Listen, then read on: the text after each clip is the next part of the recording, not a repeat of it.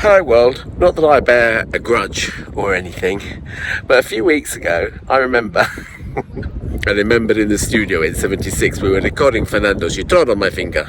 A few weeks ago I made a video about the return of my TTPSU back to my setup after Riga had repaired it, and I included a couple of extracts on my video of the record player playing at the correct speed as I was demonstrating, no more than a few seconds each. Normally, if they're in the background, the YouTube algorithm ignores such tiny little extracts of music, because clearly you're not intending to infringe copyright. You can't help it.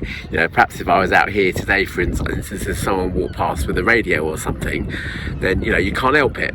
When I was demonstrating the 33 1/3 setting, I played an extract of a piece by Fats Waller called Oh Susanna, which must be in the public domain by now. It's like over 150 years old. It was written by someone. It's not an actual folk song, as it were. 10 or 11 seconds I included of that. It was so quiet that I had to bring the level of the clip up. When I was uploading it, the YouTube algorithm detected it and told me that if I wanted to, I could upload it as it was, and the copyright owners for Oh Susanna would claim the revenue for that video. For 11 seconds of probably couldn't have been more than about an 11 or 12 minute video. It's theft. It's daylight robbery. It's my work. Do you know what I mean? The whole video is my work. So they're quite happy to claim the copyright for that. And not only that, they're also going to claim there were a couple of other records I played on there which went through, nobody moaned about them, that were not owned by Fats Waller's companies, whatever, the people collecting on his behalf or his estate's behalf. We're talking like Fats Waller. It was 1934 or something that piece was actually recorded, and obviously two other songs on there that obviously had gone past on the nod, and they were going to collect the money for that as well. It's theft. Absolute theft. I had to mute that bit, obviously, otherwise I wouldn't be able to collect any revenue for that video at all. It's worth, at this point, really considering what you can actually get away with on YouTube. Obviously, most of the videos that I put up are my own content. They're just me doing a talking head like I'm doing now. Nobody owns the copyright to it apart from me. However, sometimes I do the odd cover version. I put a song up that is somebody else's, and what happens there is that because I'm the performer of it, I get some money from those videos. I mean, you are talking a very, very few pence, but I get something for them, for the depending on how many views they get. The owners of the music, the songwriters, the publishers, whatever, will take a little cut of the ad revenue. When I say a little cut, they'll probably take most of it, but at least it's fair. At least it's fair. If I put up a video and it's my song, then usually that goes past on the nod. But I did once.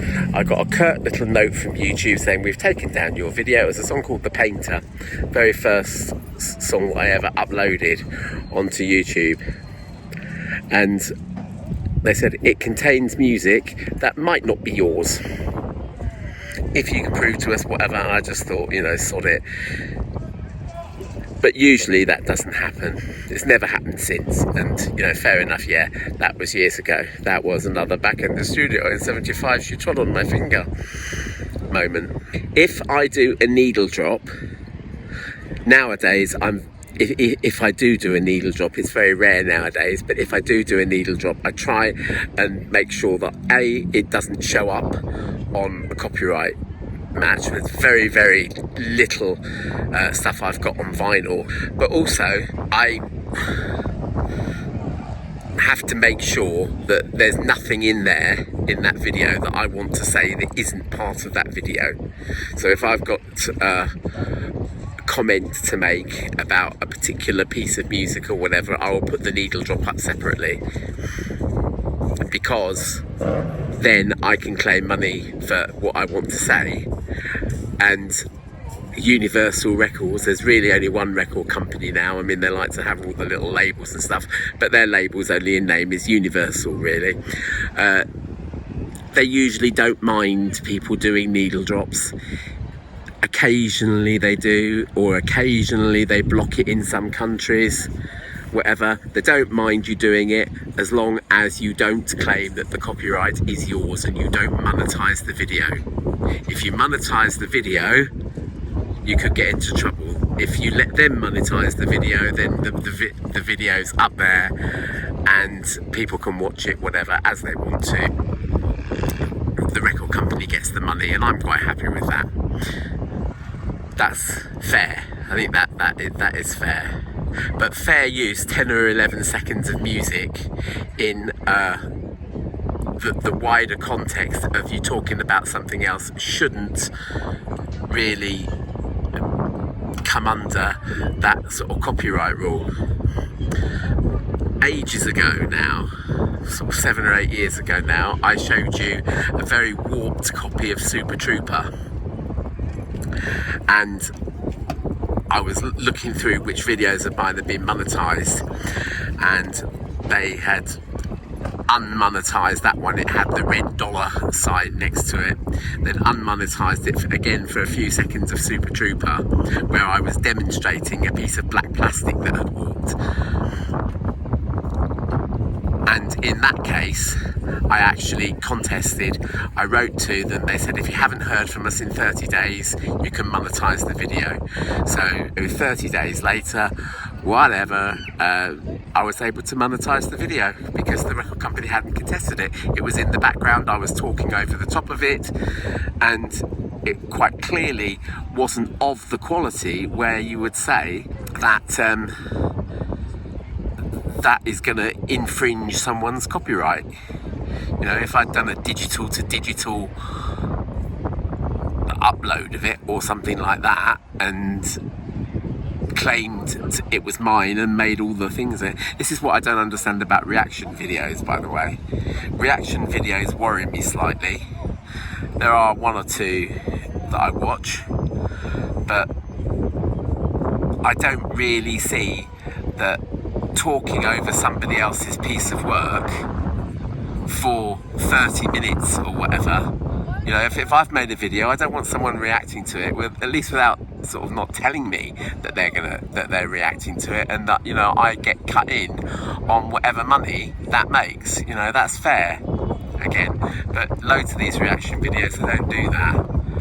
And I was watching this guy flip. The channel is called Wings of Pegasus, and he's got like a few very cross words to say about people who do reaction videos to music and people who do reactions of reactions to music. And, you know, the money's all going somewhere, but it's not going to the copyright owners. So that annoys me. So it's the other side of the coin, really. Fair use, few seconds of music, whatever, fine, let it go.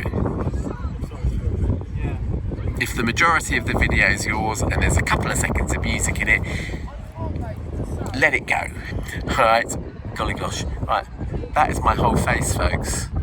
Yeah, I've been not very flattering crop there, but that's my whole face. Remember to like, subscribe, share if you dare, and I'll see you in the next video. Bye.